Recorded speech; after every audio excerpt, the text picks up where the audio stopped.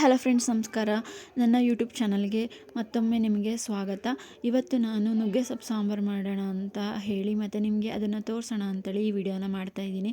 ನುಗ್ಗೆ ಸೊಪ್ಪು ಎಷ್ಟು ಹೆಲ್ತಿಗೆ ಒಳ್ಳೆಯದು ಅಂತ ಹೇಳಿ ನಿಮಗೆ ಎಲ್ಲರಿಗೂ ಗೊತ್ತಿರುತ್ತೆ. ಇವಾಗ ನೋಡಿ, ನಾನು ಒಂದು ಕಟ್ಟು ನುಗ್ಗೆ ಸೊಪ್ಪು ಮತ್ತು ಟೊಮೊಟೊ ತೊಗೊಂಡಿದ್ದೀನಿ ಮತ್ತು ಈರುಳ್ಳಿನೂ ತೊಗೊಂಡಿದ್ದೀನಿ. ಇವನ್ನ ಎಲ್ಲ ನೀಟಾಗಿ ತೊಳ್ಕೊಂಡು ಇಟ್ಕೊಬೇಕು. ನಾನು ಅದಕ್ಕೆ ಫಸ್ಟ್ ಏನು ಮಾಡ್ತಿದ್ದೀನಿ, ನುಗ್ಗೆ ಸೊಪ್ಪನ್ನ ಈ ಥರ ಎಲೆನ ಬಿಡಿಸ್ಕೊತಾ ಇದ್ದೀನಿ. ಅದರದ್ದು ಎಲೆ ಮಾತ್ರ ತೊಗೋಬೇಕು.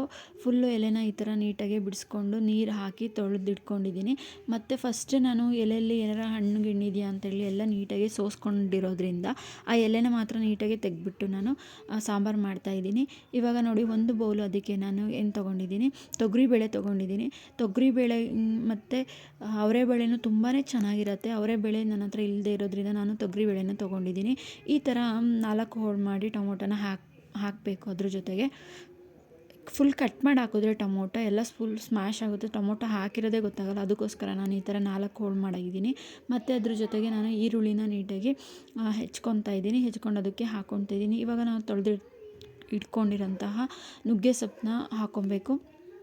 ಎಲ್ಲ ನೀಟಾಗಿ ತೊಳೆದಿಟ್ಕೊಂಡಿದ್ದೀನಿ. ಎಲ್ಲದನ್ನು ಹಾಕಿದೆ. ಅದಕ್ಕೆ ಇವಾಗ ನಾನು ಸ್ವಲ್ಪ ಅರಿಶಿಣ ಮತ್ತು ಸ್ವಲ್ಪ ಆಯಿಲ್ ಹಾಕಿದೆ, ಬೇಗ ಬೇಯಲಿ ಅಂತ ಹೇಳಿ. ಮತ್ತು ಅದಕ್ಕೆ ನೀರನ್ನ ಆ್ಯಡ್ ಮಾಡಿ ಸ್ವಲ್ಪ ಜೀರಿಗೆನ ಹಾಕ್ಕೊಂಡೆ ಮತ್ತು ಬೆಳ್ಳುಳ್ಳಿನೂ ನೀಟಾಗಿ ಬಿಡಿಸ್ಕೊಂಡು ಹಾಕ್ಕೊಂಡಿದ್ದೀನಿ. ಇದರಿಂದ ತುಂಬ ಫ್ಲೇವರ್ ಚೆನ್ನಾಗಿರುತ್ತೆ ಅಂತ. ಆಲ್ರೆಡಿ ಇವಾಗ 3 ವಿಷಲ್ ಆಗೋಯಿತು. ಈಗ ಒಗ್ಗರಣೆಗೆ ನಾನು ಏನು ತೊಗೊಂಡಿದ್ದೀನಿ, ಒಣಮೆಣ್ಸಿನ್ಕಾಯಿ, ಕರಿಬೇವಿನ ಸೊಪ್ಪು ಮತ್ತು ಬೆಳ್ಳುಳ್ಳಿ ಮತ್ತು 1 ಗೆಡ್ಡೆ ಈರುಳ್ಳಿನ ತೊಗೊಂಡಿದ್ದೀನಿ. ಮತ್ತು ಹಾಗೆ ಒಂದು 1/4 ಬೌಲ್ ತೊಗೊಂಡು ಅದಕ್ಕೆ 1 ಚಮಚ ಮನೆಯಲ್ಲೇ ಮಾಡಿರ್ತಕ್ಕಂತಹ ಸಾಂಬಾರು ಪೌಡರು ಮತ್ತು 1 ಚಮಚ ಖಾರದ ಪುಡಿಯನ್ನು ಹಾಕ್ಕೊಂಡಿದ್ದೀನಿ. ನಿಮಗೆ ಖಾರ ಎಷ್ಟು ಬೇಕು ಅದನ್ನು ನೋಡಿಬಿಟ್ಟು ನೀವು ಹಾಕೋಬಹುದು. ಮತ್ತು ನಾನೇನು ಮಾಡಿದ್ದೀನಿ, ಹುಣಸೆ ಹಣ್ಣನ್ನು ತೊಗೊಂಡಿದ್ದೀನಿ. ಹುಣಸೆ ರಸನ ತೊಗೊಂಡು ಈಗ ಗಂಟೆಲ್ಲ ಹೋಗಲಿ ಅಂತ ಹೇಳಿ ನಾನು ಸಾಂಬಾರು ಪುಡಿ ತೊಗೊಂಡಿದ್ನಲ್ಲ, ಅದಕ್ಕೇನೆ ಹುಣಸೆ ರಸ ಹಾಕ್ಕೊಂಡು ನೀಟಾಗಿ ಅದನ್ನ ಕಲಿಸ್ಕೊಂಡೆ. ಮತ್ತು ಈ ಕಡೆ ಒಂದು ಪಾತ್ರೆ ತೊಗೊಂಡು ಅದಕ್ಕೆ ಎಣ್ಣೆ ಹಾಕ್ಕೊಂಡು ಮತ್ತು ಸಾಸಿವೆನ ಹಾಕ್ತಾಯಿದ್ದೀನಿ. ಅದು ಸಿಡಿತಾ ಇನ್ನೇನಿದೆ ಅಂತ ಅಂದಾಗ ನಾನು ಅದಕ್ಕೆ ಇವಾಗ ರೆಡಿ ಮಾಡಿ ಇಟ್ಕೊಂಡಿರ್ತಕ್ಕಂತಹ ಬೇಳೆ ತವೆ ಇತ್ತಲ್ಲ, ಅದನ್ನು ನೀಟಾಗಿ ಸ್ಮ್ಯಾಶ್ ಮಾಡಿ ಇಟ್ಕೊಂಡಿದ್ದೀನಿ. ಅದ್ರ ಜೊತೆಗೆ ಕರಿಬೇವಿನ ಸೊಪ್ಪು, ಈಗ ನಾನು ಒಗ್ಗರಣೆಗೆ ಏನೇನು ತೊಗೊಂಡಿದ್ದೀನಿ ಅದನ್ನೆಲ್ಲ ತೆಗೆದ್ಬಿಟ್ಟು ನಾನು ಒಗ್ಗರಣೆಗೆ ಹಾಕಿದೆ. ಅದು ಸ್ವಲ್ಪ ಸ್ಮ್ಯಾಶ್ ಆಗಲಿ ಮತ್ತು ನೀಟಾಗಿ ಬೇಯಲಿ ಅಂತ ಹೇಳಿ ಸ್ವಲ್ಪ ಹೊತ್ತು ಬಿಟ್ಟು ಅದಕ್ಕೆ 1 ಟೊಮೊಟೊನೂ ಹಾಕಿ ಸ್ವಲ್ಪ ಉಪ್ಪನ್ನು ಹಾಕಿದೆ. ಉಪ್ಪನ್ನು ಹಾಕೋದ್ರಿಂದ ಬೇಗ ಟೊಮೊಟೊ ಬೇಯುತ್ತೆ ಅಂತ. ಅದಕ್ಕೆ ಒಂದು ಸ್ವಲ್ಪ ನಾನೇನು ಮಾಡ್ತಿದ್ದೀನಿ, ಕಾಯಿ ತುರಿ ಹಾಕ್ತಾಯಿದ್ದೀನಿ. ಕಾಯಿ ತುರಿ ನಾನು ಆಲ್ರೆಡಿ ಅದನ್ನು ತುರಿದ್ಬಿಟ್ಟು ಫ್ರಿಜ್ಜಲ್ಲಿ ಇಟ್ಟಿದ್ದೆ. ಅದನ್ನು ಡೈರೆಕ್ಟಾಗಿ ಹಾಕಿದ್ರೆ ಚೆನ್ನಾಗಿರಲ್ಲ ಅಂತ ಸ್ವಲ್ಪ ಬೆಚ್ಚಗಾಗಲಿ ಅಂತ ನಾನು ಒಗ್ಗರಣೆಗೆ ಹಾಕ್ತಾಯಿದ್ದೀನಿ.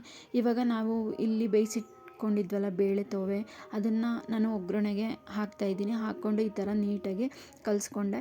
ಮತ್ತು ಈ ಕಡೆ ಸಾಂಬಾರು ಪೌಡ್ರದ್ದು ಇದು ಮಾಡ್ಕೊಂಡಿದ್ನಲ್ಲ, ಪೌಡರ್ ನೀರು ಹಾಕಿ ಅದನ್ನು ಇವಾಗ ಹಾಕಿ ನಾನೇನು ಮಾಡ್ತಿದ್ದೀನಿ, ನೀಟಾಗಿ ಕಲಿಸ್ಕೊತಾ ಇದ್ದೀನಿ. ಈ ಕನ್ಸಿಸ್ಟೆನ್ಸಿ ಇರಬೇಕಾದ್ರೆ ನೀವು ಬೇಕಾದರೆ ಇದನ್ನು ರೊಟ್ಟಿ ಜೊತೆ ಚಪಾತಿ ಜೊತೆನೂ ತಿನ್ನಬಹುದು. ನಾನು ಇವಾಗ ಸಾಂಬಾರು ಮಾಡ್ತಿರೋದ್ರಿಂದ ನಾನು ಇದನ್ನು ನೀರು ಹಾಕ್ಕೊಂಡೆ.